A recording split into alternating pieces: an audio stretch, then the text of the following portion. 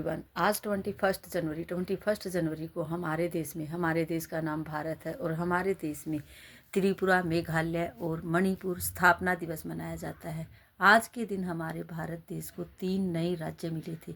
आज़ादी के 25 साल के बाद भारत देश को ये राज्य मिले थे, तो भारत देश के लिए बहुत ही खुशी का दिन है।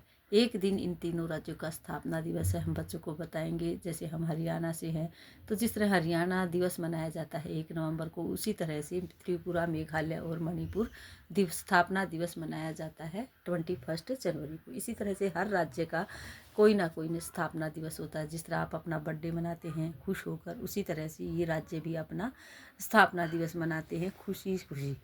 जिस राज्य का स्थापना दिवस होता है, उस राज्य के लोग उसकी संस्कृति को लेकर उसके स्कूलों में, विद्यालयों में उससे संबंधित कार्य करवाए जाते हैं। बच्चों से कंपटीशन करवाए जाते हैं। जैसे हरियाणा दिवस में हरियाणवी भाषा में जो लोक नृत्य, लोक नाटक करवाए जाते हैं, उसी तरह से अन्य जो राज्य हैं, वो भी अपने अपने हिसाब से अपने राज्यों में उस दिवस को, स्थापना दिवस को मनाते हैं, खुशी खुशी मनाते हैं, हर्षोल्लास के साथ मनाते हैं। ये जो राज्य हैं, ये पूर्वोत्तर भारत में हैं, जिनकी संस्कृति आदिवासी संस्कृति है। तीनों ही राज्यों का वातावरण, वहाँ का पर्यावरण बड़ा ही शांत और मनमोहक है। वहाँ जो पर्यटक आते हैं, वो उन राज्यों की तारीफ करते हैं, क्योंकि उधर का जो पर्यावरण है बहुत ही सुहावना और अच्छा है।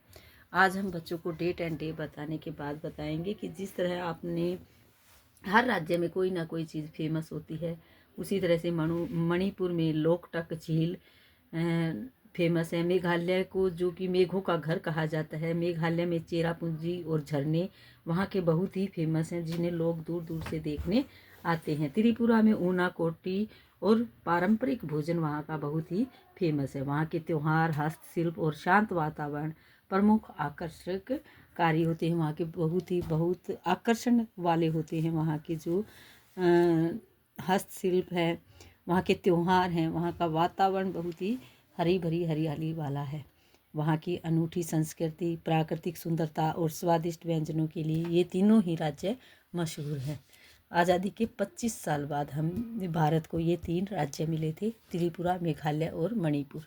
आज हम बच्चों को वर्क करवाएंगे, जिसमें बच्चों से इस तरह से हम ट्री बनाएंगे बहुत सारे, और उसके अंदर हम A to Z की डिक्टेशन बच्चों के लिए बोलेंगे, जिसमें बच्चे 1 by 1 डिक्टेशन लिखेंगे। बच्चे खुश होकर अलग अलग ट्री ढूंढेंगे इस तरह से, और वो अपना जो लेटर है वो लिखने की कोशिश करेंगे।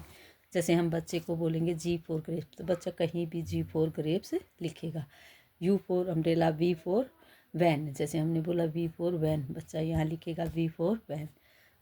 इसी तरह से हमने बोला S for sun, S for ship। एक ही लेटर से हम बहुत सारे शब्द बच्चों को बताएंगे, बहुत सारी पिक्चर्स उनके मन में आएंगी कि क्या क्या हो सकता है। जैसे S for sun से S for sun, S for ship, इस तरह बहुत सारी चीज़ें हम बच्चों को बताने की कोशिश करेंगे। आज का वर्क यही रहेगा।